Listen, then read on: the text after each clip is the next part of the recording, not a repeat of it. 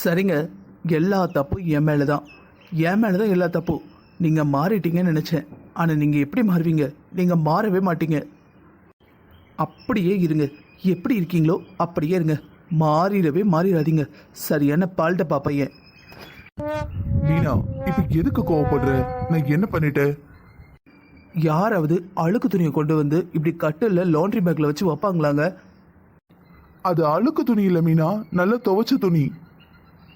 துவைச்ச துணி ஏங்க லாண்ட்ரி பேக்கில் போட்டிருக்கீங்க? மடிச்சு வைக்கல? இல்லப்பா, அம்மா கிச்சன்ல பிஸியா இருக்காங்க. நான் தான் துணியை மேல இருந்து எடுத்துட்டு வந்தேன். அதான் சரி, இதுல போட்டு வச்சிட்டோன்னா அம்மா வரப்ப மடிச்சு வச்சிருவாங்கல்ல. இங்க நீங்கள் திருந்தவே மாட்டீங்களா? நல்லா துவட்டிட்டு ஈரத்துண்டை கொண்டு வந்து பெட்டில் போடுறது, அழுக்கு துணியை அப்படி வீசி போடுறது, கலட்டி போட்ட ஜட்டி முறுக்கு மாதிரி தொங்குது. அதையும் நேற்று என்ன பண்ணியிருக்கீங்க? சுவத்தில் ஏதோ ஒரு மாடர்ன் ஆர்ட் மாதிரி கனெக்ட் பண்ணி விட்டு போயிருக்கீங்க. அது அது ஆஃபீஸ் போற அவசரத்துல கலட்டி வீசிட்டேன். அது நேரா ஆணில போய் மாட்டிக்கிச்சு போல. நானும் அதுல தொங்க விடல, அதுவே போய் தொங்கிக்கிச்சு. உங்களுக்கு எவ்வளோ டைம் சொல்கிறேன், உங்கள் வேலையை நீங்கள் பாருங்கள். அத்தை பார்க்கணும், இல்லை நான் பார்க்கணும், இல்லை அடுத்தவங்க பார்க்கணுன்னு எதிர்பார்க்காதீங்கன்னு சொன்ன. ஏன் கேட்கவே மாட்டேங்கிறீங்க? ஏதோ பச்சை பிள்ளை, அது பால்ட்ட பாப்பையன் மாதிரி. இப்ப எதுக்கு நீ அதை சொல்லிக்கிட்டே இருக்க? ராம், என்னப்பாச்சு? ஒன்னும் இல்லம்மா. ஒன்றும் இல்லையா? ஒன்றும் இல்லைன்னா இந்த கத்திக்கிட்டு இருக்கா. கீழே வர சத்தம் கேட்குது. சரி விடுங்க, சொல்லக்கூடாதுன்னா வேண்டாம். கீழே வர சத்தம் கேட்குதே, வீட்டில் வேலைக்காரங்களாம் இருக்காங்களேன்னு மேலே ஏறி வந்தேன். அத்தை, சொல்கிறதுக்கு ஒன்றும் இல்லை அத்தை. ஆனால் உங்ககிட்ட சொல்லக்கூடாதுன்னு இல்லை. இங்கே பாருங்கள், குளிச்சுட்டு வந்து ஈரத்துண்டு கட்டில் போட்டுறாரு. நான் கூட இது துவைக்க வேண்டிய துணியோன்னு நினச்சேன். எல்லாமே துவைச்ச துணியத்தை. அதை மடித்து வச்சிருக்கலாம்ல. லாண்ட்ரி பேக்கில் போட்டு அதை தூக்கி கட்டில் மேலே வச்சுருக்காரு. கேட்டால் எங்கள் அம்மா கிச்சனில் இருக்காங்க, பிஸியாக இருக்காங்கன்னு சொல்கிறாரு. அவங்கவுங்க வேலையை பார்த்தா தானே வீடு நீட்டாக இருக்கும். நம்ம வேலையை நம்மளே பார்த்துட்டா வேலை முடிஞ்சுது. அதை விட்டுட்டு என் பொண்டாட்டி வரணும், எங்கள் அம்மா வரணும்னு காத்திருந்தா அந்த வேலை அப்படியே தானே இருக்குது. ரூமும் பார்க்க கன்றாவியாக இருக்குத. எதுக்கு எடுத்தாலும் அம்மா அம்மா அம்மாங்கிறாரு. உங்களுக்கு எவ்வளோ வேலை இருக்கும்? இதில் இவர் துணியை மடித்து வைக்கிறதா வேலையா? சரிம்மா, அதை மெதுவாகவே சொல்லியிருக்க வேண்டியதானே. எதுக்கு இப்படி சத்தம் போடுற? அத்தை, இதுக்கு முந்தைய நிறைய தடவை சொல்லியாச்சு. இது ஒன்றும் தடவை இல்லை.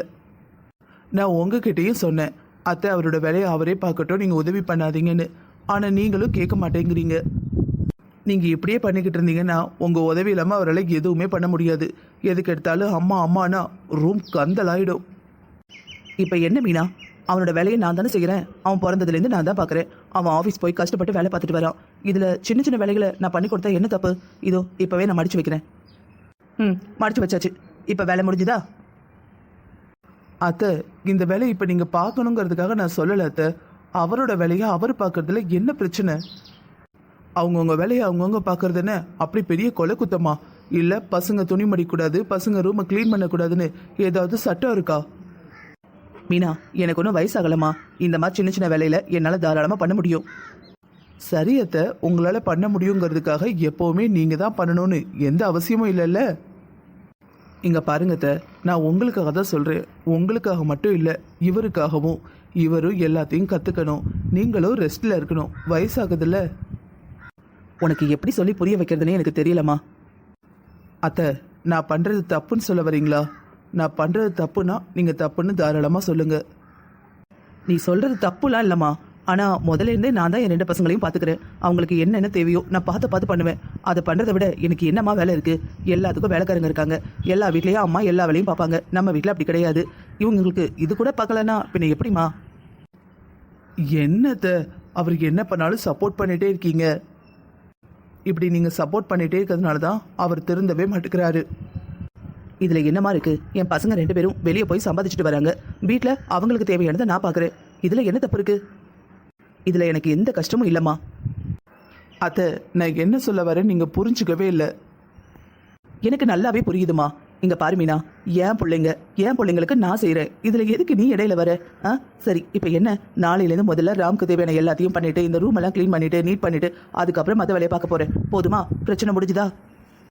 அத்தை, இந்த ரூமில் இப்போ உங்கள் புள்ள மட்டும் இல்லை, நானும் இருக்கேன். நான் இருக்கிற ரூமில் என் மாமியார் வந்து எனக்கு இந்த ரூமை க்ளீன் பண்ணி நீட் பண்ணி எல்லாம் எடுத்து வச்சுக்கிட்டு இருந்தா எவ்வளோ தர்ம சங்கடமாக இருக்கும். அது மட்டும் இல்லாமல் உங்கள் பிள்ளைக்கு ஒன்றும் இன்னும் கல்யாணம் நடக்காமல் இல்லை. உங்கள் பிள்ளை வாழ்க்கையிலையும் நான் வந்தாச்சு. எனக்கு ஒரு விஷயம் மட்டும் புரியலை. ஆம்பளைங்க ஆஃபீஸில் அவ்வளோ வேலை பார்க்குறாங்க, அவ்வளவு ஆர்கனைஸ்டாக இருக்காங்க. வீட்டில் மட்டும் ஏன் இருக்க முடியறதில்ல? பொம்பளைங்க நம்ம எல்லா வேலையும் பார்த்து கொடுக்குற தைரியம் தானே. வீட்லேயே இருக்கட்டும். ஆஃபீஸில் இருக்கிறவங்க ஆர்கனைஸ்டாக இருக்கிறப்ப வீட்லேயே அப்படி இருக்க முடியாது. இது நம்ம வீடு, எப்படி வேணால் கிடக்கட்டும் அப்படின்னு விட முடியுமா? ஏன் பொண்ணுங்கள்லாம் வேலைக்கு போயிட்டு வந்து அவங்க வீட்டில் இருக்கிற வேலையை பார்க்கறது இல்லையா? சரி ராம், நான் எவ்வளோ சொன்னமோ சொல்லிட்டேன். இதுக்கப்புறம் உங்கள் இஷ்டம். எனக்கு என்ன சொல்கிறதுனே தெரியல. நீங்களே பேசிக்கோங்க. அத்தை எங்கே போயிட்டீங்க? உங்களுக்கு காணோன்னு எவ்வளோ நேரமாக தேடிக்கிட்டு இருக்கேன். சரி, நல்ல வேளை நீங்கள் சீக்கிரம் வந்துட்டீங்க. ஏன் எதுக்கு தேடிட்டு இருந்த? அத்தை ஆஃபீஸ்க்கு நேரம் ஆயிட்டு. நேற்றே சொன்னல 7 மணிக்கு போகணுன்னு. இந்த உலகத்திலே நீ தான் ஆஃபீஸில் வேலை பார்க்குற மாதிரி தான். 7 மணிக்கு யார் ஆஃபீஸ்க்கு போவா? ஏன் ஆஃபீஸை போய் நீ தான் திறக்க போறியா?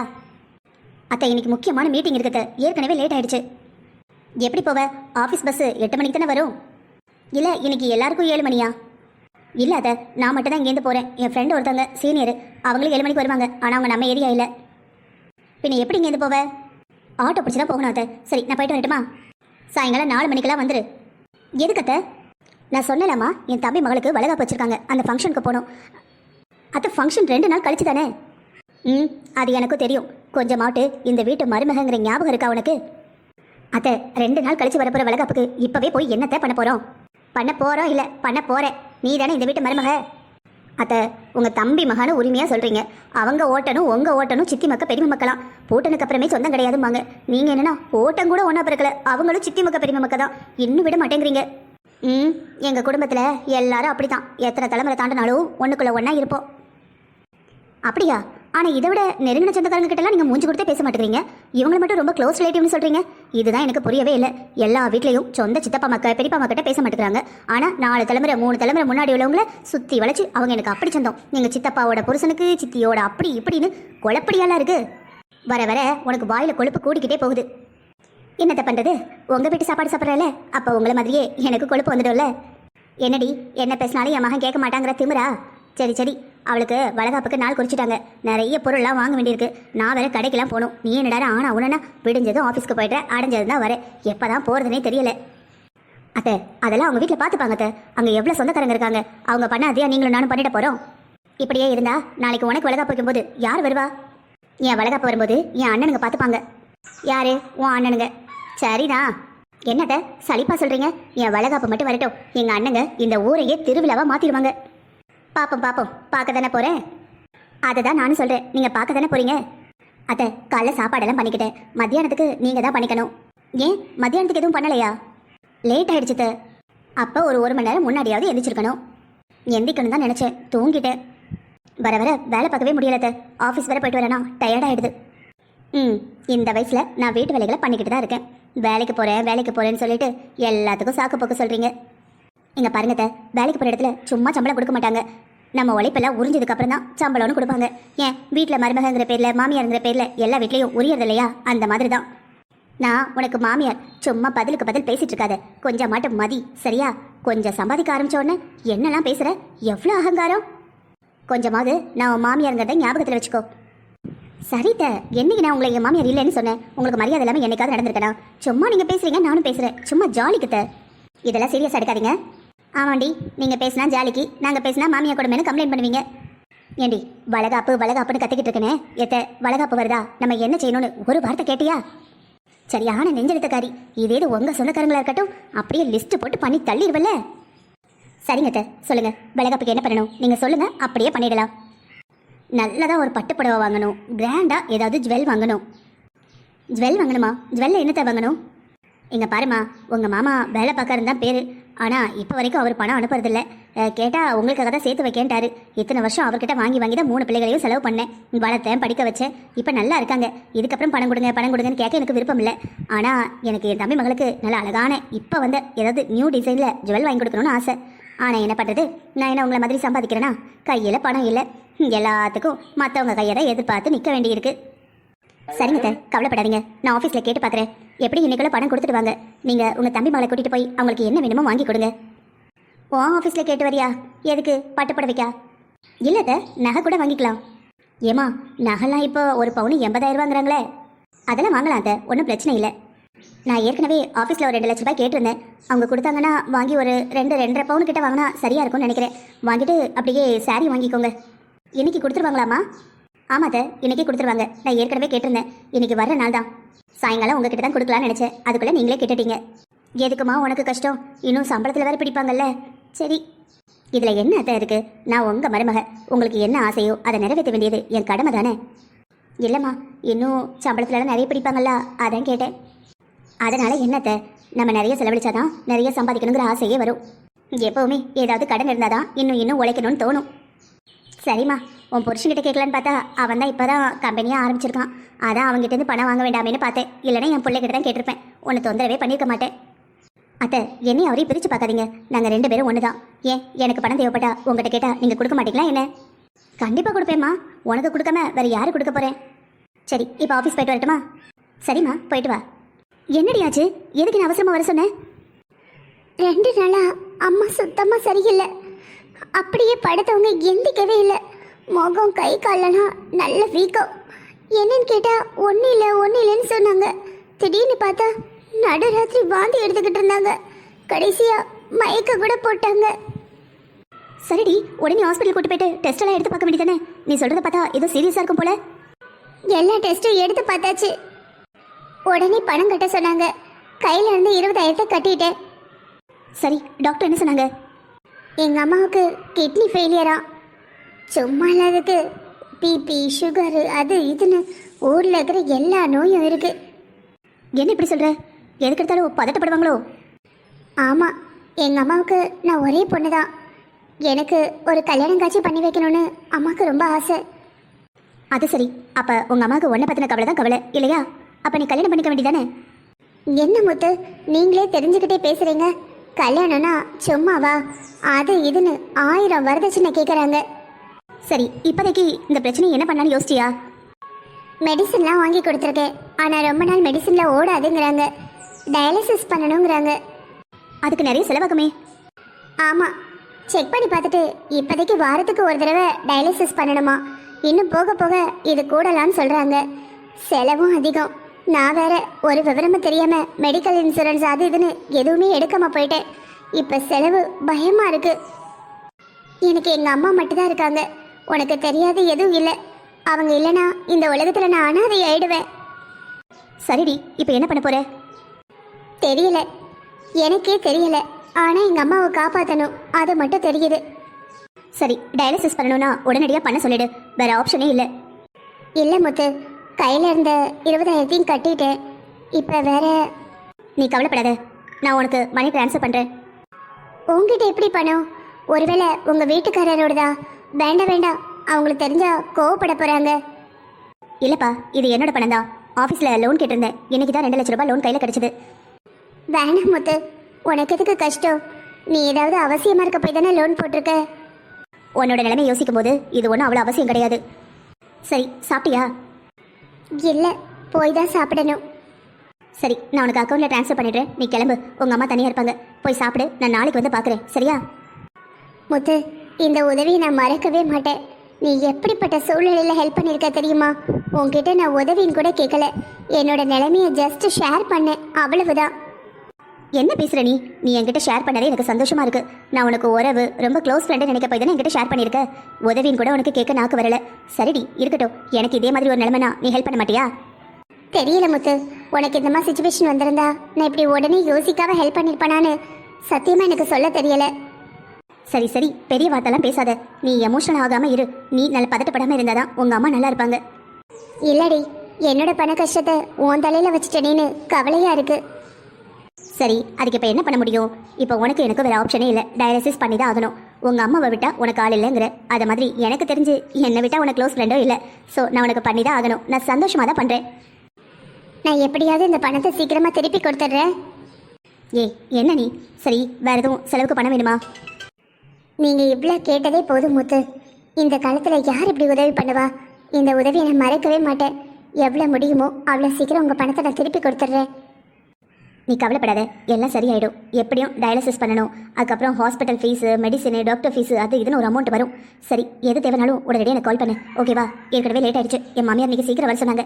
நான் கிளம்புறேன், நீ பார்த்துக்க. நான் நல்லவரை கொஞ்சம் ஃப்ரீயாக இருக்கிறப்ப அம்மா வந்து பார்க்குறேன், ஓகேவா? பார்க்க வரலையே தப்பாக நினச்சிக்காத. இல்லை முத்து, இல்லை நீங்கள் கிளம்புங்க, நேரம் ஆயிடுச்சு. நீங்கள் எப்போ டைம் கிடைக்குமோ அப்போ வாங்க. இல்லை அத்தை, அப்புறம் என்னாச்சு தெரியுமா? நாங்கள் எல்லாரும் கிளாஸில் உட்காந்துக்கிட்டு இருந்தோம். மேடம் வேற வந்துட்டாங்களா? என் பக்கத்தில் இருக்கிற பொண்ணு சொன்னா, இன்னைக்கு நீ தான் மாட்டிக்க போறேன்னு. இந்த ஸ்கூல்லலாம் டீச்சர்ஸ்லாம் கொஸ்டின் கேட்டால் படபடப்பாக இருக்கும்ல, அதே மாதிரி இருந்தது. எனக்கு வேற டிராயிங் சுத்தமாக வராதா? ஏற்கனவே எங்கள் சீனியர் சொல்லியிருந்தாங்க, அந்த மேம் வந்தாலே டயக்ராம் வரைய சொல்லுவாங்கன்னு. ஐயோ, அப்புறம் என்னாச்சு? அப்புறம் நான் வேற என்னை கூப்பிடக்கூடாது, கடவுளை கூப்பிடக்கூடாதுன்னு வேண்டிக்கிட்டே இருந்தேன். சோதனையா என்னன்னு தெரியல, கரெக்டாக என்னை எழுப்பி எக்ஸ்பிளைன் பண்ண சொல்லிட்டாங்க. அப்புறம் என்ன, கடவுள் மேலே படத்தை போட்டுட்டு எனக்கு தெரிஞ்ச மாதிரி படப்படப்பெல்லாம் இல்லாத மாதிரி வெளியே போல்டாக காட்டிக்கிட்டு உள்ள பயந்துக்கிட்டே இருந்தேன். புரிஞ்சிருச்சு. இந்த படத்துல எல்லாம் சொல்லுவாங்களே, அது என்ன பில்டிங் ஸ்ட்ராங்கு பேஸ்மெண்டம் வீக்குன்னு, அந்த மாதிரியா? ஆமா அத்தை, வடிவேல் காமெடியில் கூட வருமே, ரொம்ப பயப்படுவாரு, ஆனால் வெளியே காட்டிக்காம உள்ள நடுங்கிட்டு இருப்பாரு. அதே மாதிரி தான் நடுங்கிட்டு இருந்தேன். நல்ல வேலை ஒரு வழியை சொல்லி முடிச்சுட்டு. அப்புறம் என்ன, திட்டுனாங்களா? திட்டலாம் இல்லாத, பரவாயில்ல, ஆதிய மாதிரி எல்லாரும் போல்டாக தெரிஞ்சதை தைரியமாக சொல்லணும்னு பாராட்டினாங்க. கிளாஸே கிளாப் பண்ணாங்க. நான் எனக்கு என்னடானா ஏதோ சொதப்பி வச்ச மாதிரி தான் தோணுச்சு. ஆனால் என் கூட இருந்தவங்க எல்லாருமே கலக்கிட்டேனாங்க. ரொம்ப சந்தோஷமாக இருந்தது. அதுக்கப்புறம் தான் அந்த மேடத்தை பார்த்தோன்னே எனக்கு பயம் போச்சு. அதுக்கு முன்னாடிலாம் அவங்கள பார்த்தாலே எனக்கு பயமாக இருக்கும். ஏன், பார்க்க அவளை கன்றாவியா இருப்பாங்களா? இல்லை அத்தை, ரொம்ப டிசிப்ளினாக இருப்பாங்க. அவங்க ட்ரெஸ்ஸிங் சென்ஸாக இருக்கட்டும், அவங்க காலையில் ஹாஸ்பிட்டலுக்கு வர்றதா இருக்கட்டும், ரொம்ப டிசிப்ளினாக இருப்பாங்க. யாராவது ஒருத்தவங்க பர்ஃபெக்டாக இருந்தால் நமக்கு அவங்கள பார்த்தா பயம் வரும்ல, அந்த மாதிரியான பயம். ரொம்ப டேலண்டான டாக்டர் அவங்க. ஓ, அப்படியா? அவங்க கார்டியாலஜிஸ்டத்தை அங்கே இருக்கவங்களே ரொம்பவே திறமையானவங்க. அப்படின்னா இதே சம்மந்தமாக பார்க்குறவங்க தானே? ஆமாங்க அத்தை. அப்போ நீ என்ன படிக்கிற? நீ இதயம் கண்ணு அப்படின்னு ஒவ்வொன்றா இருக்கும்ல, அதில் எதுக்கு படிக்கிற? அத்தை, முதல்ல எல்லாரும் காமனாக எம்பிபிஎஸ் படிப்பாங்க. டாக்டருங்கிறது சாதாரணமாக படிக்கிறது தான் காமனாக. அதுக்கப்புறம் நமக்கு எந்த சப்ஜெக்டில் இன்ட்ரெஸ்ட்டோ அதில் எடுத்து படிப்பாங்க. சரி, உனக்கு எதில் இன்ட்ரெஸ்ட்டு? நீயும் ஹார்ட் டாக்டர் ஆக போறியா? ஒருவேளை இதய சம்மந்தமாக படிச்சேன்னா எவ்வளோ வேற காப்பாற்றலாம். ஆமாம் அத்தை. என்ன ஆமான்னு இழுக்க, உனக்கு பிடிக்கலையா? அத்தை, எனக்கு பீடியாட்ரிஷன் ஆகணும் தான் ஆசை. பீடியாட்ரிஷனா? ஆமாம் அத்தை, எனக்கு குட்டி குட்டி குழந்தைங்களை கொஞ்சிறதுனா ரொம்ப பிடிக்கும். பீடியாட்ரிஷன் ஆனால் எப்போவுமே குட்டி குட்டி குழந்தைங்கள பார்த்துக்கிட்டே இருக்கலாம். எனக்கு அதுதான் பிடிச்சிருக்கு அத்தை. சரிம்மா, உனக்கு என்ன பிடிச்சிருக்கோ அதுக்கு நீ படி. சரி, குட்டி குட்டி குழந்தைங்க கொண்டு வந்தாலும் அவங்கவுங்க வீட்டுக்கு திரும்ப கொண்டு போயிடுவாங்கல்ல. பின்ன அடுத்தவங்க பிள்ளைய நமக்காத்த கொடுப்பாங்க. அதை தான் நானும் சொல்கிறேன். அடுத்தவங்க பிள்ளைய நம்ம வச்சு கொஞ்சம் முடியாதுல்ல. நீ உங்கள் அக்காவும் ஆளுக்கு ஒரு பிள்ளைகளை பெற்று கொடுத்தீங்கன்னா நானும் என் பேர பிள்ளைகளை கொஞ்சிக்கிட்டு சந்தோஷமா இருப்பேன். போங்க அத்தை. என்னம்மா, நீ என் பிள்ளைய லவ் பண்ணி கல்யாணம் பண்ணீங்க, எண்ணி 2 வருஷத்துக்கு ஒன்று 2 பிள்ளைங்க கொடுத்துருவீங்கன்னு நினச்சா நீ குழந்தைன்னு கேட்டாலே போங்க அத்தைங்க. ஐயோ, என் பிள்ளை ரொம்ப பாவம் போல இருக்கு. அத்தை, அப்படியெல்லாம் இல்லை. என் ரூமில் வந்து என்கிட்ட எப்படி சிடுன்னு பேசினாங்க. ஆனால் என் தங்கச்சிக்கிட்ட எவ்வளோ ஃப்ரெண்ட்லியாக பேசுகிறாங்க. சிரிச்சு ஏதோ ஒரு ஃப்ரெண்டு காமெடி பண்ணுற மாதிரி காமெடி பண்ணுறாங்க. இவ வந்ததுக்கப்புறம் இவங்களுக்கு என் மேலே பாசமும் இல்லை, அக்கறையும் இல்லை, மதிப்பும் இல்லை. சரிம்மா, கேட்டதுக்கு பதில் சொல்லவே இல்லையே. அத்தை, நான் இப்போ தான் ஃபஸ்ட் இயரே படிக்கிறேன். இன்னும் 4 இயர்ஸ் படிப்பு இருக்குது. இப்போ படிப்பை மட்டும் பார்க்கலான்னு முடிவெடுத்திருக்கோம். குழந்தைங்கள்லாம் வந்துருச்சுன்னா அப்புறம் படிப்பு பக்கம் மனசு போகாதுல்ல அத்தை. எனக்கு எங்கள் குழந்தைங்க வரப்போ என் குழந்தைங்கள முழுசாக கொஞ்சணும் அத்தை. என் குழந்தைக்குனே வாழணும். அதனால் படிப்பு முடிச்சதுக்கப்புறம் பார்க்கலான்னு இருக்கிறோம். என்னம்மா இப்படி ஏமாத்திட்டியே? அத்தை, நான் மட்டுமா கல்யாணம் ஆகியிருக்கிறேன்? அண்ணி இருக்காங்க, என் அக்கா இருக்கிறா. அவங்க 2 பேரும் முதல்ல குழந்தை பெற்றுக்கட்டும். அந்த குழந்தைய நீங்கள் வளர்த்து முடிங்க.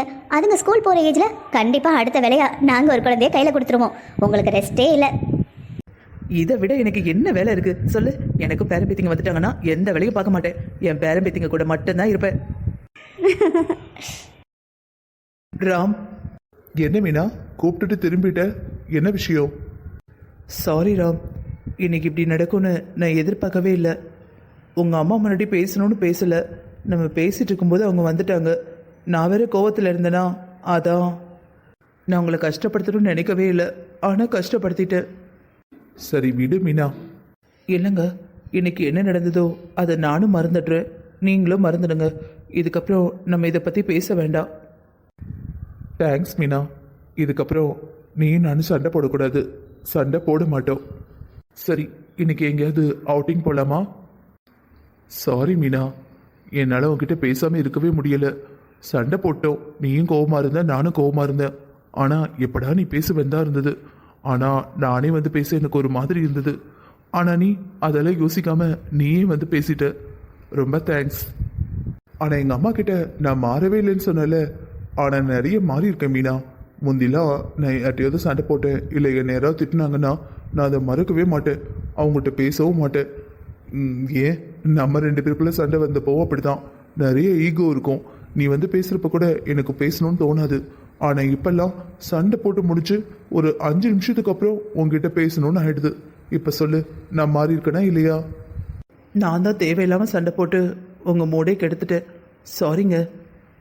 இல்லை மீனா, நம்ம சண்டை போடுற ஒவ்வொரு நாளும் நம்மளோட பாசமும் அன்பும் கூடிக்கிட்டே தான் இருக்கு. சண்டை போட்டு பிரிஞ்சிருக்கிறப்ப தான் நமக்கு இடையில இருக்கிற காதலும் நமக்கு தெரிய வருது. அழாத ப்ளீஸ். என்ன சுப்லட்சுமி இங்கே வந்துட்டியா? உன்னை காணோன்னு வீடெல்லாம் தேடிக்கிட்டு இருந்தேன். என்ன சமைக்க ஆரம்பிச்சிட்டியாக்கும்? சரி கொண்டா, நான் காய் நறுக்கி தரேன். இல்லை அத்தை, இருக்கட்டும். சுப்பு, என்னாச்சு? எதுவும் பிரச்சனை இல்லையே? ஒன்றும் இல்லை அத்தை. சுப்பு, இந்த அத்தைக்கிட்ட எதையும் மறைக்காத. என்னாச்சுன்னு சொல்லு. எனக்கு ஒரு விஷயம் புரியவே இல்லை அத்தை. மீனாவும் ஆதியும் ஒரே விதத்தில் தான் பிறந்திருக்காங்க. அப்படி இருந்தும் ஏன் மீனா? ஒன்றும் இல்லை அத்தை, விடுங்க. வேண்டாம் அத்தை, விடுங்க. பேசி என்ன ஆக போகுது? எனக்கு இது பேசக்கூட விருப்பம் இல்லை. சுப்பு, நீ என்ன ஏதுன்னு வாய் விட்டு சொன்னாதானே எனக்கு தெரியும். மனசுக்குள்ளேயே வச்சு புழுங்கிக்கிட்டு இருக்காத. என்னன்னு சொல்லு. குறைஞ்சது உன் மனசில் இருக்கிற பாரமாவது இறங்கும்ல. சரி, நான் இவளை கேட்ட நீ சொல்ல மாட்டேக்க. நீ சொல்லாண்டா. நீ சொல்லலைன்னா வேற யாரும் சொல்ல மாட்டாவளா? நான் போகிறேன். நேர கீழே போய் ஒரு 2 மருமக்கு மாதிரி நிப்பாட்டி அவளை என்ன சொன்னீங்க, ஏன் இப்படி கொடுமைப்படுத்திய, மருமவளை வந்து மாமியாரை கொடுமைப்படுத்தியில, இதெல்லாம் நியாயமான நாக்கப்படுங்கிற மாதிரி 4 கேள்வி கேட்கேன். என்கிட்ட என்ன பேசுறாளுகன்னு பார்க்கேன். ஊமை கொட்டா மாதிரி அப்பாவி மாதிரி இருந்துக்கிட்டு என்ன வருத்து வராளுங்க. இந்த வீட்டில் மூத்தவ வந்த நாள்லேருந்து கடைசிக்காரன் வந்ததுலேருந்து ஒரே பிரச்சனை தான். ஒரு நாளாவது பிரச்சனை இல்லாமல் இருக்கா? இவளுகெல்லாம் பொம்பளைகளா? இவளுகளை எப்படி வளர்த்தாங்க? ஒரு வீட்டில் போய் சந்தோஷமா ஒத்துமையா எப்படி வாழ்றதுன்னு அவ ஆத்தக்காரி சொல்லி கொடுத்துருக்காளா இல்லையா? வந்ததுலேருந்து ஒரே பிரச்சனை. எதை எடுத்தாலும் பிரச்சனை, யார் எடுத்தாலும் பிரச்சனை. நான் போய் அவங்க 2 பேரையும் ஒரு வழி பண்ணிட்டு வரேன். என்னன்னு அவங்ககிட்ட கேட்க நீ தானே சொல்ல மாட்டேன். அவங்க சொல்லி தானே ஆகணும். சொல்லட்டும், சொல்லி பார்க்கட்டும். அதுக்கப்புறம் இருக்கு என்ன இருக்குன்னு. வேணாம் அத்தை, விடுங்க. பேசி என்ன ஆக போகுது? முடிஞ்ச விஷயத்த மறுபடியும் தோண்ட வேண்டாம். நான் இந்த சாப்பாடை பார்க்க போகிறேன். நாளைக்கு ஆதி ஊருக்கு கிளம்பிடுவா. மனசுக்குள்ளே வச்சு நின்றுக்கிட்டு இருந்தா அந்த பிள்ளை பாவம்ல. நான் சமையலை கவனிச்சா கொஞ்சம் நேரத்துலேயே மனசு மாறிடும், எல்லாம் சரியா போயிடும். நீ ஏன் சுப்பு இப்படி பயந்து இருக்க? அவள் ஒரு வார்த்தை கேட்டா நீ 4 வார்த்தை கேட்க வேண்டியதானே? அத்தை, கோபத்தில் இருக்கும்போது நம்ம என்ன பேசுவோம் நமக்கே தெரியாது. நான் தெரியாமல் ஏதாவது கேட்டு பின்ன அதையே அவங்க மனசுக்குள்ள வச்சுக்கிட்டு இருந்தவன்னா நம்ம குடும்பத்து நிம்மதி தானே போயிடும். அதான் அமைதியாக இருக்கேன். இந்த அறிவு அந்த பிள்ளைகளுக்கு இருக்கணும். படித்த பிள்ளைங்க தானே 2. அத்தை, விடுங்க. எதுக்கு அவங்கள போட்டு பேசிக்கிட்டு? 2 பேசாதீங்க. ஆதி ஒன்றும் செய்யலை. ஆமாம், அவள் அடிக்காத கூத்தா. அவள் தானே ஆரம்ப புள்ளி. அவள் கல்யாணம் நடந்ததுலேருந்து தானே எல்லா பிரச்சனையும். இங்கே பாருங்க அத்தை, என் புள்ள 3 மாசமா சிரிக்கவே இல்லை. ஏதோ ரோபோ மாதிரி வருவான், சாப்பிடுவான், உட்காருவான், அப்படியே போயிடுவான். இன்னைக்கு என் மருமக வந்ததுக்கப்புறம் பார்க்க ஒரே சிரிப்பும் கும்மாளமும் இருக்கான். கிருஷ்ணாவும் ஆதியும் ஒன்றா இருந்தாதான் கிருஷ்ணாவோட முகத்தில் சிரிப்பே வருது. அவளை எதுவும் சொல்லாதீங்க. அவள் நல்லா சந்தோஷமா இருந்தாதான் என் புள்ள சந்தோஷமா இருப்பான். இந்த குடும்பத்துக்காக என் புள்ள ஓடி ஓடி உழைக்கான். அவன் தூக்கமே 5 மணி நேரத்துக்கு கீழே தான். விடுங்க அத்தை, அவன் நிம்மதியாக இருக்கணும்னா ஆதி சந்தோஷமா இருக்கணும். அப்போ உன் பிள்ளைக்காக உன் மருமக பண்ணுற எல்லாத்தையும் விட்டு கொடுத்துருவியா? இல்லை அத்தை, அந்த பிள்ளைகளும் பொல்லாத பிள்ளைகளாம் இல்லை, நல்ல பிள்ளைங்க தான். ஏதோ சின்ன வயசு. ஆதி கூட அப்படி இருந்த மாதிரி தெரியல. ஆரம்பத்தில் படக்குன்னு எடுத்தறிஞ்சு பேசினா என்னடா இப்படி இருக்காளேன்னு நினச்சேன். ஆனால் பார்த்தா அவள் தான் நல்ல குணமாக தெரியுது. இந்த பாருங்க அத்தை, நாளைக்கு ஆதி ஊருக்கு போக போறா. இதுக்கப்புறம் எத்தனை மாதம் கழிச்சு வருவாளோ. இந்த ஒரு நல்ல சண்டை சச்சரவுன்னு எதுவும் வேண்டாமே. இன்னைக்கும் நாளைக்கும் என் பிள்ளை சந்தோஷமா இருக்கணும் அத்தை. நம்ம மற்றதெல்லாம் அதுக்கப்புறம் பார்த்துக்கலாம். இப்போ எதுவும் பேச வேண்டாம். நான் சொன்னா கேட்க மாட்டேக்க. ஆரம்பத்தில் விட்டுட்டு மறுபடியும் பிடிக்க முடியாது. நான் அனுபவப்பட்டவா சொல்கிறேன். நீ எங்கே கேட்க? சரி, உன் விருப்பம், உன் மருமவா. ஆனால் மறுபடியும் சொல்கிறேன், மருமக கிட்ட ரொம்ப தாழ்ந்து போவாத, மதிக்க மாட்டாளுங்க. புரியுது அத்தை. அத்தை, பால்டப்பா பையனா என்ன அர்த்தம்? வயசு வந்தோம் அம்மா முந்தானையே பிடிச்சிக்கிட்டு சுத்துற பையன்னு அர்த்தம். இது கூடவா அர்த்தம் தெரியாது? யாரை பற்றி சொன்னா? எவ்வளோ பெரிய வார்த்தை இது. இல்லை அத்தை, டிவியில் பார்த்தேன், அதான் சும்மா கேட்டேன். இந்த டிவிக்காரங்களுக்கு ஒரு வேலை இல்லை. எல்லாத்தையும் கண்டதையும் எடுத்து வைக்கிறது. நல்லா இருக்கிற பிள்ளைகளையும் நாசப்படுத்த வேண்டியது. இந்த டிவி படம் சீரியல் பார்க்காம இருந்தாலே நம்ம பிள்ளைங்க நல்லா இருப்பாங்க. ஆனால் சுப்லட்சுமி ரொம்ப கவனமா இரு. மூத்தவ கூட படப்படன்னு சண்டை போட்ட மாதிரி இருக்கு. இளையவ ஊமை கொட்ட மாதிரி இருக்கா. உன் மவனை பாரு, கல்யாணத்துக்கு அப்புறம் பொண்டாட்டி வந்ததுக்கப்புறம் வெளியவே வரமாட்டேக்கான். பொண்டாட்டி ஊருக்கு போயிட்டா ரூம்குள்ள போய் கதவு முட்டிக்கிட்டான். பொண்டாட்டி வந்துட்டானா வீட்லேயே 2 பேர் இருக்க மாட்டேங்காங்க. நம்ம பிள்ளைய அப்படியே தூக்கி முழுங்கின மாதிரி இருக்கு. ஒரு நிமிஷம் விட்டுட்டு இருக்க மாட்டேக்கால. ஒரு விஷயம் அவன்கிட்ட பேச முடியுதா? 24 மணி நேரமும் பள்ளி மாதிரி ஒட்டிக்கிட்டே இருக்கா. நீ ஏன் யோசிச்சு பாரு. அவள் படிக்க போய் தான் நம்ம கிருஷ்ணாட்ட பேசவே முடியுது. அவள் வீட்டில் இருந்தானா அவனை விடவே மாட்டா. இல்லை அத்தை, ஆதி அப்படிப்பட்ட பொண்ணுலாம் இல்லை. இப்பவும் பாருங்க டாக்டருக்கு படிக்கிறா ஆனா கொஞ்சம் கூட திமிரோ கெத்தோ இல்லாம எவ்வளவு சந்தோஷமா குழந்தை மாதிரி பேசி சிரிக்கிறா. உனக்கு இப்போ நான் சொல்கிறதெல்லாம் ஒன்றும் புரியாது, பின்னாடி தான் புரியும் போது எல்லாம் மீறி இருக்கும். உன் தலைவிதி, நீ என்னென்ன அனுபவிக்கணும் இருக்கோ எல்லாத்தையும் அனுபவிச்சு தானே ஆகணும். நீ கிச்சனுக்குள்ளே வந்து 3 மணி நேரம் ஆச்சு, எல்லா வேலையும் முடிஞ்சுதா? எல்லாம் முடிஞ்சுதாத்த, சமைச்சாச்சு. ஒன்றுக்கு 2 மருமக்குமார் இருக்காங்க, ஆனால் நீ ஒத்தையில சங்கடப்படுற. என்ன பண்ணுறது? குடும்பம் பார்த்து பொண்ணு எடுத்தா அவங்களே சமைச்சிருப்பாங்க. நீங்க தப்பா புரிஞ்சுக்கிட்டீங்க அத்தை. இந்த குடும்பம், இந்த கிச்சன் தான் என்னோட ராஜ்யம். நான் இதுக்குள்ள யாரையும் வரவிட விரும்பல. ஒருவேளை எனக்கு முடியலைன்னா அவங்க தான் சமைக்க போறாங்க. நான் உட்காந்து அன்னைக்கு ரெஸ்ட் எடுக்க போறேன். எனக்கு முடிகிற வரைக்கும் நான் தான் சமைப்பேன். என் பிள்ளைங்க, என் மருமக்குமார பத்திரமா பார்த்துப்பேன். அதுக்கு வயசான காலத்தில் ஒத்தையில நின்று வேலை பார்த்துக்கிட்டு இருக்க. அத்தை என்னத்த சமையல் வேலை மட்டும் பார்க்க முடியாதா? எத்தனையோ குடும்பத்துல பொம்பளை ஆளுங்க வெளியும் வேலைக்கு போயிட்டு வீட்லயும் அவ்வளோ வேலை பார்க்குறாங்க. நான் எனக்கு ஒரு வேலை இல்லை, நீங்க கவலைப்படாதீங்க. சரி, நாளைக்கு உன் மருமக ஊருக்கு போறேன்னா 2 பேரும் எங்கேயா போறவளா என்ன? தெரியல அத்தை, என்கிட்ட எதுவும் சொல்லலை. உங்ககிட்ட எதுவும் சொல்லலையா? உங்ககிட்ட சொல்லிட்டு தானே போவாங்க. அத்தை சொல்லிட்டு போவாங்களா இல்லையான்னு தெரியாது. ஒருவேளை எங்கேயாவது போறாங்கன்னா அது நல்ல விஷயம் தானே. சின்ன சிறுசுங்க சந்தோஷமா இருந்துட்டு வரட்டும். கவனமா ரிசுப்பு, உங்ககிட்ட சொல்லாம எங்கேயும் போகாத மாதிரி பாத்துக்க. இல்லைன்னா இந்த வீட்டில் உனக்கு மதிப்பே இல்லாம போயிடும். என்ன அத்தை நீங்க பாட்டுக்கு ஏதாவது யோசிச்சு சொல்றீங்க? உனக்காக தான் சொல்றேன், வேற எனக்கு என்னப்பா? யார் எப்படி இருந்தா எனக்கு என்ன? இங்க பாரு, பிள்ளைங்கன்னு பார்த்து 3 மணி நேரம் 4 மணி நேரம் சமைக்கிற. ஆனா உன் மருமக அழகா வெளியே கூட்டிட்டு போக போறா. முத்து வந்துட்டியா? அதான் நேரம் ஆயிட்டேன்னு பார்த்தேன். காலம்பரை வர சொன்னேன், 4 மணிக்கு வர சொன்னா 5 மணிக்கு வந்திருக்கேன். சரி, சேலை வளையெல்லாம் எடுக்கணும்னு சொன்னியே, எப்போ கடைக்கு போவோம்?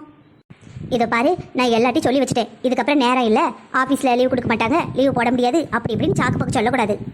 அத்தை, நான் உங்ககிட்ட ஒரு விஷயம் சொல்லணும். சொல்லு முத்து. என் கூட புதுசாக ஒரு பிள்ளை வேலைக்கு சேர்ந்துருக்குன்னு சொன்னல, அன்னைக்கு கூட வீட்டை கூட்டிகிட்டு வந்தேன்ல. ஆமாம், அவங்க அம்மாவுக்கு ரொம்ப உடம்பு முடியாமல் போயிடுச்சான், ஹாஸ்பிட்டல் சேர்த்துருக்காங்களாம்.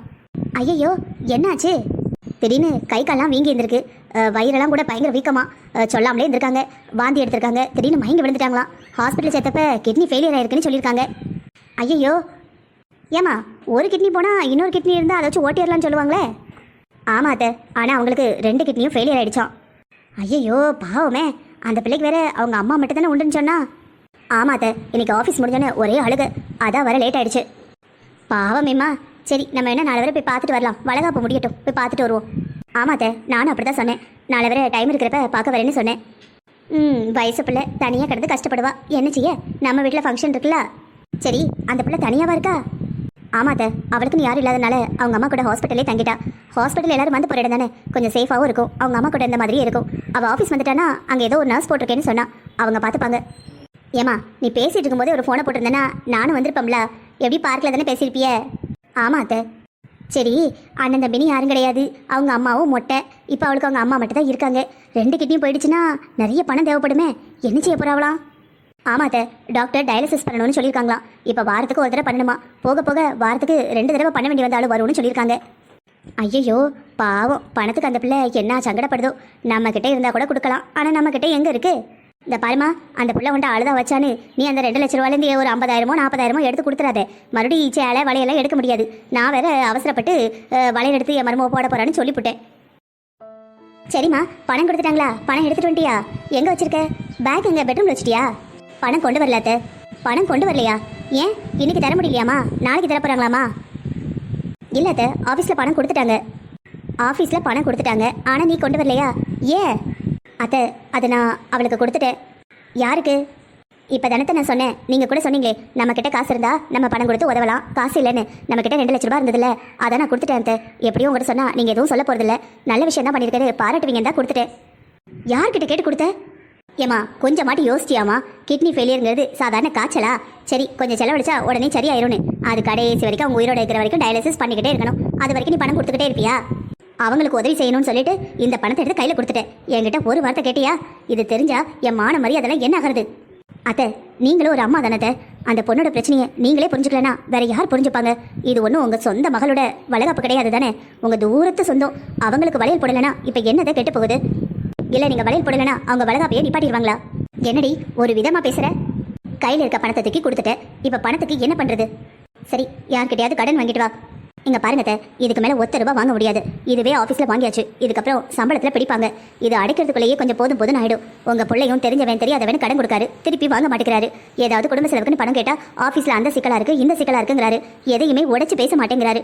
நானும் சரின்னு என்னோட சம்பளத்துல ₹1 எடுக்காம அப்படியே கொண்டு வந்து உங்ககிட்ட கொடுக்குறேன். இதை விட நான் என்ன பண்ண முடியும்? சரி, என்னோட அண்ணனுங்க கொடுக்குற பணத்துலேருந்து எடுக்கலாம்னா அதை எடுத்து குடும்பம் நடத்துற அளவுக்கு நாங்கள் குறைஞ்சி போகலன்னு நீங்களும் உங்க பையனும் திட்டுறீங்க. அது என்னோட குழந்தைங்களுக்கு கொடுக்கணுங்கிறீங்க. நான் என்னதான் பண்றது? நான் வளையல் போடுறேன்னு சொல்லிட்டேன். இப்போ அந்த வளகாப்புக்கு நான் எப்படி போய் நிற்பேன்? சரித, நீங்கள் வளையல் போட்டேன்னு சொல்லிட்டீங்க. நான் என் ஃப்ரெண்டுக்கு கொடுத்துட்டேன். இப்போ என்ன பண்ண சொல்கிறீங்க? இந்த பாருங்க, இதுக்கு மேலே யார்கிட்டையும் கடன் கேட்க முடியாது, லோன் போடவும் முடியாது. உங்ககிட்ட பணம் இருந்ததுன்னா அவங்களுக்கு வளையல் போடுங்க. பணம் இல்லையா, சிம்பிளாக வளகாப்புக்கு போயிட்டு என்ன செய்ய முடியுமோ அதை செஞ்சுட்டு வாங்க. என்னடி, என்கிட்ட பணம் இல்லைன்னு குத்தி காட்டுறியா? உங்ககிட்ட பணம் இல்லைன்னு குத்தி காட்டலாத. இப்போ நம்ம கிட்ட பணம் இல்லை, வளையல்லாம் போட முடியாதுன்னு யதார்த்தத்தை சொல்கிறேன். வளகாப்புக்கு போகிறவங்கலாம் தங்க வளையல் தான் செஞ்சு போடுறாங்களா? சரி, தங்க வளையல் போட முடியலன்னா வெள்ளியிலையாவது வளையல் போடலாம். வெள்ளி விலையும் குறை. எல்லா வீட்லேயும் மோஸ்ட்லி வளகாப்புக்கு வரவங்க கிஃப்டாக வெள்ளி வளையல் தானே போடுவாங்க. உங்களுக்கும் வளையல் போட்ட மாதிரி ஆச்சு. வெள்ளியில் வளையல் வாங்கினா நம்மளை பற்றி என்ன நினைப்பாங்க? இதோ பாருங்க, இப்போ இருக்க நிலைமையில வெளியில் வளையல் போடுறதே அதிகம். அவங்க அம்மா ஹாஸ்பிட்டலில் இருக்காங்க. இதுக்கப்புறம் ஏதாவது பணம் தேவைப்பட்டதுன்னா அதையும் கொடுக்க வேண்டியிருக்கும். நான் கொடுக்குறேன்னு சொல்லியிருக்கேன். என்னால் முடிஞ்சது வெள்ளி வளையல் இருக்கிறதுக்கு தேவையான பணத்தை கொடுக்குறேன். அதுக்கு மேலே எங்கிட்ட எதையும் எதிர்பார்க்காதீங்க. இது எல்லாத்துக்கும் காரணம் நீ தான். என்கிட்ட கேட்காம எதுக்கு பணம் கொடுத்த? இங்கே பாருங்க, யோசிக்கிறதுக்கு நேரமே இல்லை. நான் பணம் கொடுக்க வேண்டிய கட்டாயம், பணம் கொடுத்துட்டேன். சரி, இப்போ என்ன பண்ணுறது? வெளியில் வளையல் வாங்கன்னா வாங்கிக்கங்க, இல்லை அதுவும் வேண்டானா என்னை விட்டுருங்க. உங்களுக்கு என்ன தோடுதோ அதை செய்யுங்க. சும்மா தெரிஞ்சவங்க அவங்க இவங்கன்னு உங்கள் பையன் பணம் கொடுக்க அப்படி இப்படின்னு பேசிக்கிட்டு இருந்தேன். இப்போ நீ அதை தானே பண்ணிட்டு வந்திருக்க. அத்தை, காசு பணத்தை விட மனுஷ உயிர் முக்கியம் இல்லையா அத்தை? சரிடி, இப்போ வளகாப்புக்கு செலவு பண்ணணும் தானே லோன் போட்டேன். இப்போ எல்லா பணத்தையும் அங்கே கொடுத்துட்டேன். உனக்கும் குடும்பம்னு ஒன்று இருக்குது, அதுலேயும் வரவு செலவு இருக்குன்னு கொஞ்சம் மட்டும் யோசிச்சியா? இன்னும் சம்பளத்தில் வேற பிடிப்பாங்க. யார் கஷ்டப்பட்டு குடும்பத்தை நடத்துறது? அத்தை, நான் வாங்குற சம்பளத்தை தான் நான் கொடுத்தேன் அத்தை. உங்களுக்கு என்ன பிரச்சனை?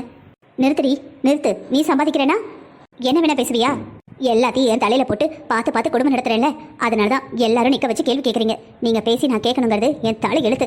நான் ஒன்றும் பண்ண முடியாதுன்னு போய் உட்காந்துட்டேன்னா யாரை என்ன பண்ணுவீங்க? ஒரு ஆள் என்னை ஒரு கேள்வியும் கேட்க முடியாது. அத்தை, இந்த உதவியை நான் பண்ண வேண்டாம். அவன் என்கிட்ட கேட்டா வாய் திறந்து பண்ணுன்னு கூட கேட்கல.